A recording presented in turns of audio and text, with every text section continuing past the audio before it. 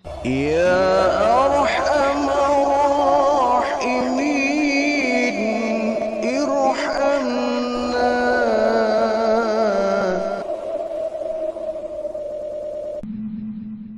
Para pecinta dakwah yang semoga senantiasa dirahmati oleh Allah Subhanahu wa taala, pecinta ta'lim, kita kembali akan mengkaji kitab Nasihatul Ibad. Ada satu ungkapan dari hukama, para ahli hikmah, yang mengatakan bahwa fi zuhdi khamsu khisalin. Zuhud itu mengandung 5 perkara inti.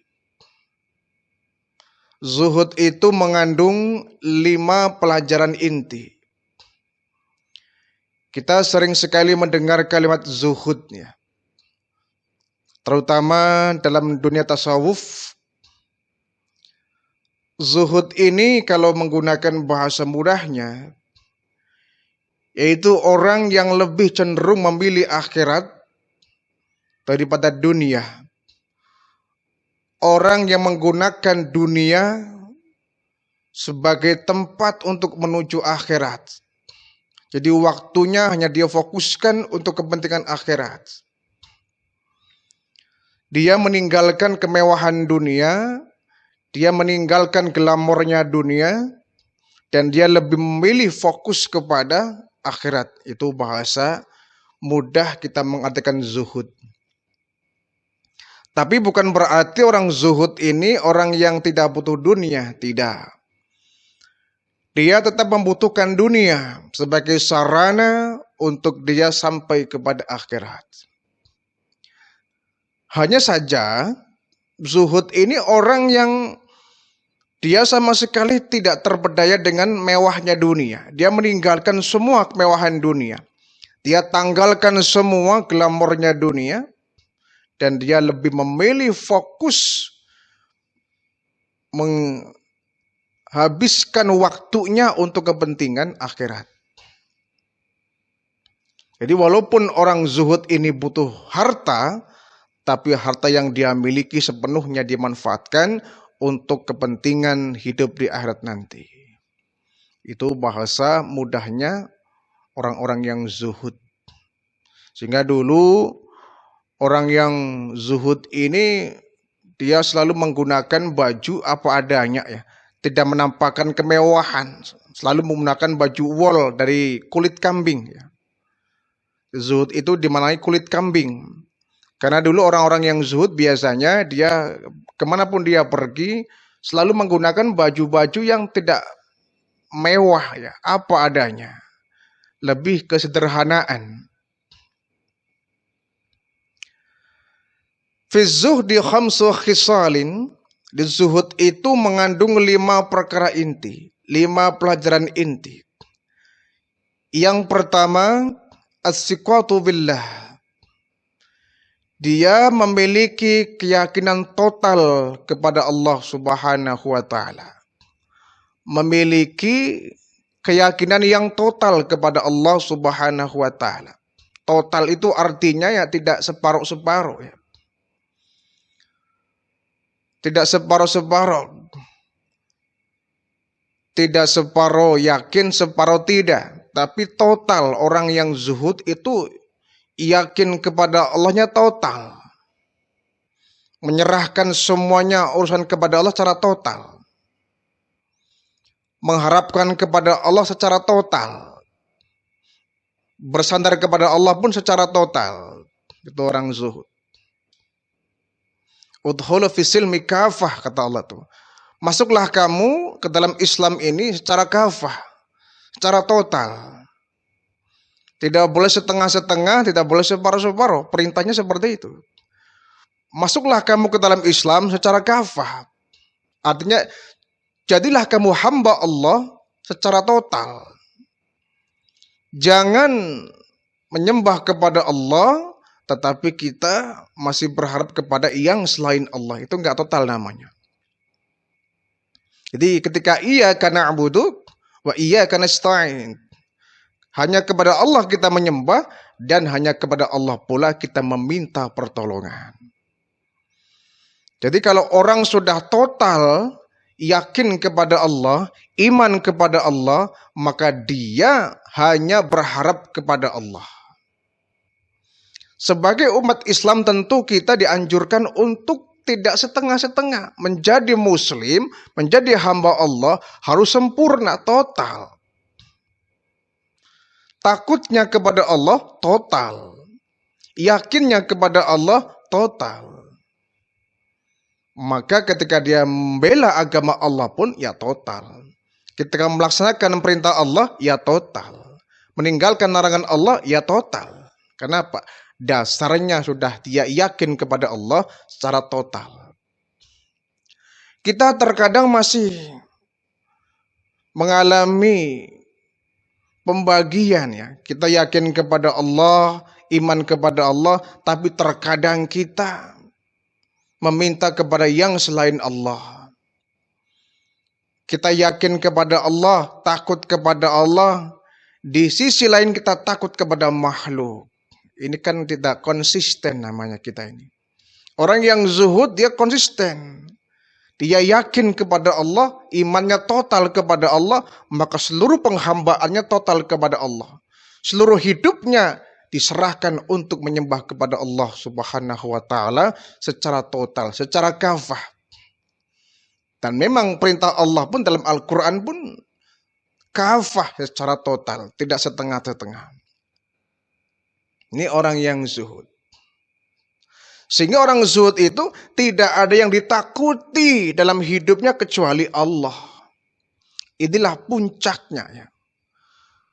Puncaknya gerak batin iman kita. Kalau sudah takut kepada Allah, maka tidak ada sejengkal tanah pun yang bisa kita membebaskan diri dari pantauan Allah. Jadi kalau sudah yakin kepada Allah secara total, maka dia memiliki rasa malu yang total kepada Allah Subhanahu wa taala. Kalau memiliki malu yang total kepada Allah, maka dia tidak akan banyak melakukan penyelewengan, tindakan amoral dan lain sebagainya. Ini yang menjadi PR bagi kita. Apakah kita sudah total yakinnya kepada Allah? Apa jangan-jangan kita masih separuh-separuh, 50-50. 50% kita taat kepada Allah, 50% kita membangkang kepada Allah. Terkadang kita yakin Allah itu ya. Iman kita yakin secara total, terkadang iman kita luntur. Kadang kita takut kepada Allah, kadang kita takut kepada makhluk Allah. Kadang kita malu kepada Allah, tapi kadang-kadang malu kita kepada yang lainnya. Jadi orang yang zuhud itu total dia menyandarkan hidupnya hanya kepada Allah. Meminta hanya kepada Allah. Berkeyakinan hanya kepada Allah Subhanahu wa ta'ala. Yang kedua, zuhud ini mengandung perkara wattabarri anil khalqi, melepaskan diri dari merasa butuh kepada makhluk. Ini efeknya. Kalau sudah total yakin kepada Allah, maka dia akan menghindari, akan meninggalkan rasa butuhnya dia kepada makhluk. Dia akan berkeyakinan bahwa makhluk tidak memiliki apapun. Semua kekuatan yang dimiliki makhluk semata-mata datangnya dari Allah. La haula wa la quwwata illa billah. Tidak ada daya upaya yang dimiliki makhluk apapun kecuali datangnya dari Allah. Jadi orang zuhud itu orang yang hidupnya asik. Hidupnya terarah. Dia nggak butuh makhluk. Dia nggak butuh sentuhan, bantuan dari selain Allah. Dia hanya bersandar, mengharap, dan bergantung hidupnya kepada Allah Subhanahu wa ta'ala. Ini sebuah pelajaran yang berharga bagi kita. Di mana di dunia kita sering sekali Allah yang memberikan rizki, Allah yang memberikan karunia kepada kita, tapi terkadang kita sering berharap kepada makhluk. Berharap kepada yang selain Allah. Memohon kepada yang selain Allah. Malah terkadang kita syirik kepada Allah, menyekutukan Allah, menganggap ada kekuatan yang lain yang bisa menandingi kekuatan Allah. Ada makhluk yang bisa memenuhi hajatnya di samping kepada Allah Subhanahu wa taala. Ini syirik. Orang yang syirik adalah orang yang menganggap bahwa ada selain Allah tak ada kekuatan. Sehingga dia kemudian bergantung kepada sang makhluk itu. Iblis saja, syaitan saja tidak punya kekuatan kalau bukan Allah yang memberikan kekuatan. Jadi semua makhluk yang memiliki kelebihan semata-mata kelebihan datangnya dari Allah, tidak memiliki kelebihan dengan diri sendiri. Bagaimanapun canggih dan cerdasnya otak manusia, maka Allah lah yang memberikan kehebatan otak itu. Tidak ada orang yang cerdas dengan sendirinya. Allah yang memberikan karunia itu. Maka orang yang zuhud itu ketika dia sudah yakin total kepada Allah, maka dia tidak lagi menggantungkan hidupnya kepada makhluk. Dia hanya minta tolong kepada Allah. Dia hanya bersandar kepada Allah. Dia hanya berharap kepada Allah. Dia hanya menghibah kepada Allah. Dia hanya doa memohon kepada Allah. Tidak selain Allah. Watabari anil khalqi. Dia meninggalkan ketergantungannya kepada makhluk. Ya bukan berarti kemudian kita tidak saling tolong menolong dalam kehidupan sehari, tidak. Ya, ini pengertiannya bukan seperti itu. Ya. Tetap dalam kita bermasyarakat kita saling tolong menolong, bahu membahu, bantu membantu. Itu namanya kegiatan sosial masyarakat kita. Ya. Tetapi kalau sudah urusannya kepada kehidupan kita pribadi, hajat hidup pribadi kita, jangan kita bergantung kepada makhluk, bergantunglah kepada Allah Subhanahu wa taala. Ketika kita bekerja, mendapatkan gaji, dia yakin bahwa gajinya itu bukan dari atasannya. Atau bukan dari pemerintah, tapi gaji itu datangnya dari Allah Subhanahu wa taala melalui jalur-jalur yang disediakan oleh Allah. Sehingga dia tidak menggantungkan hidupnya kepada makhluk, tapi kepada Allah Subhanahu wa taala. Itu orang zuhud. Yang ketiga, ciri orang yang zuhud adalah wal ikhlasu fil amali. Dia selalu ikhlas ketika beramal. Dia hanya mengharapkan imbalan dari Allah. Dia ikhlas ketika beramal. Dia murni ketika dia beramal, beribadah, niatnya karena Allah Subhanahu wa taala. Wa ma umiru illa liya'budullaha mukhlishina lahuddin. Tidaklah kata Allah, aku perintahkan kau manusia untuk menyembah kepada Allah dalam beragama kecuali dalam kondisi yang ikhlas. Jadi orang yang zuhud itu tidak ada motif lain ketika dia beramal. Tidak ada niat lain ketika dia beramal. Tapi niatnya karena mengharapkan ridha dari Allah, rahmat dari Allah Subhanahu wa taala. Dia melaksanakan sholat, niatnya karena Allah, lillahi ta'ala. Dia berpuasa karena Allah, niatnya lillahi ta'ala. Dia bersedekah, dia berzakat, dia berinfak. Bahkan dia haji, umrah. Niatnya karena Allah, bukan karena motif-motif duniawi. Sebab ada orang yang beribadah itu niatnya separuh-separuh. 50% niat karena Allah, tapi 50% yang lain ada niat lain.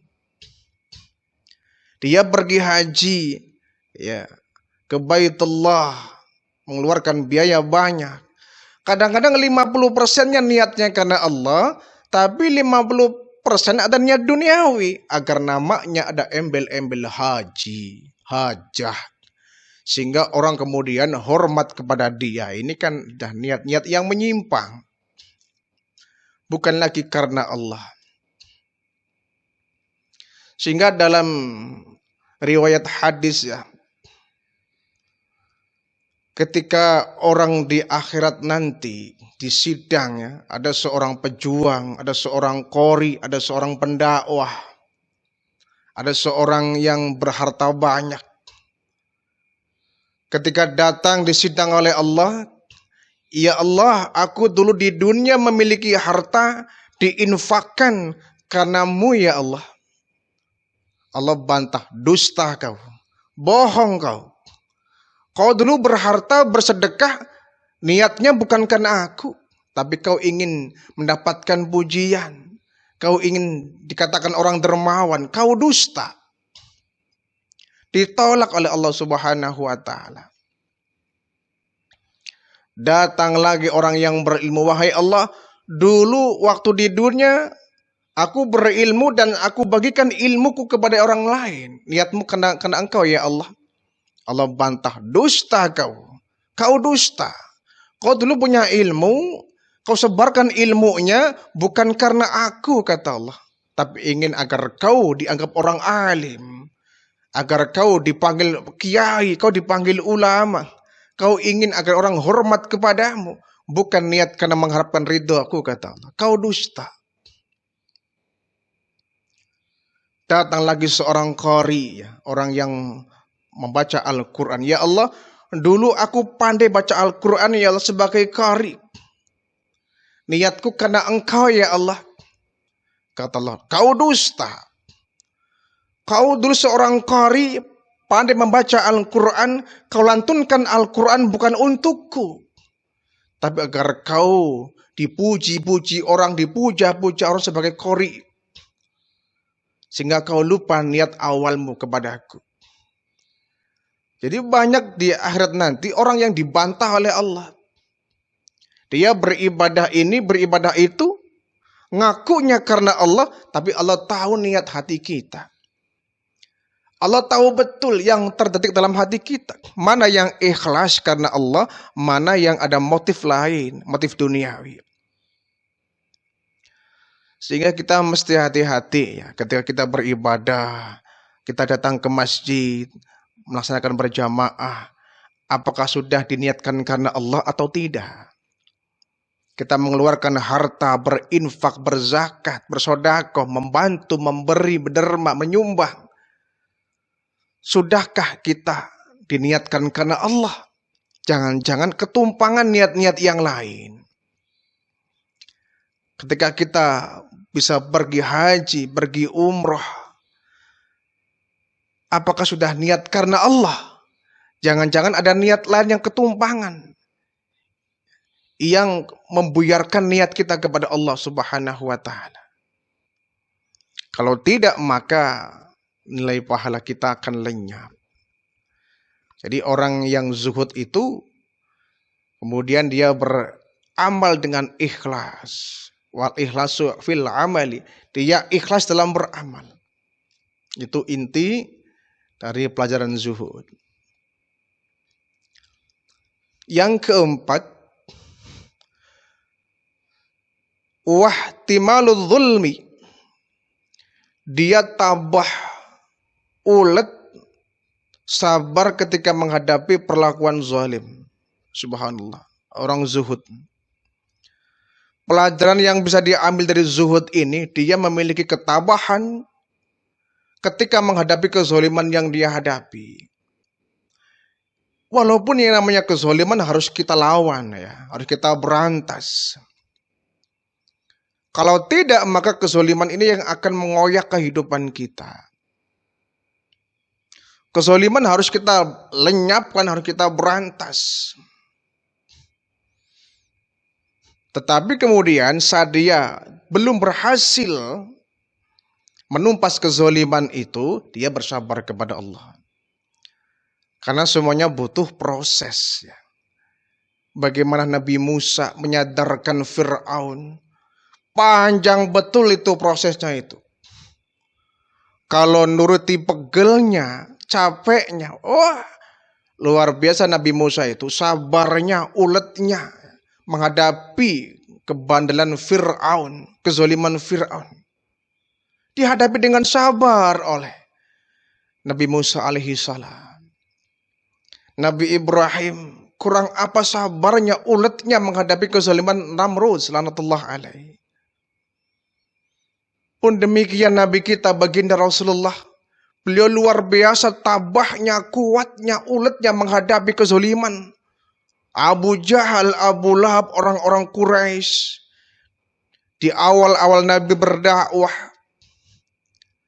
awal-awal Nabi menyampaikan risalah Islam, ketika itu beliau belum banyak mendapatkan pengikut. Bagaimana perlakuan orang-orang kafir Quraisy kepada baginda Rasulullah dengan para sahabat.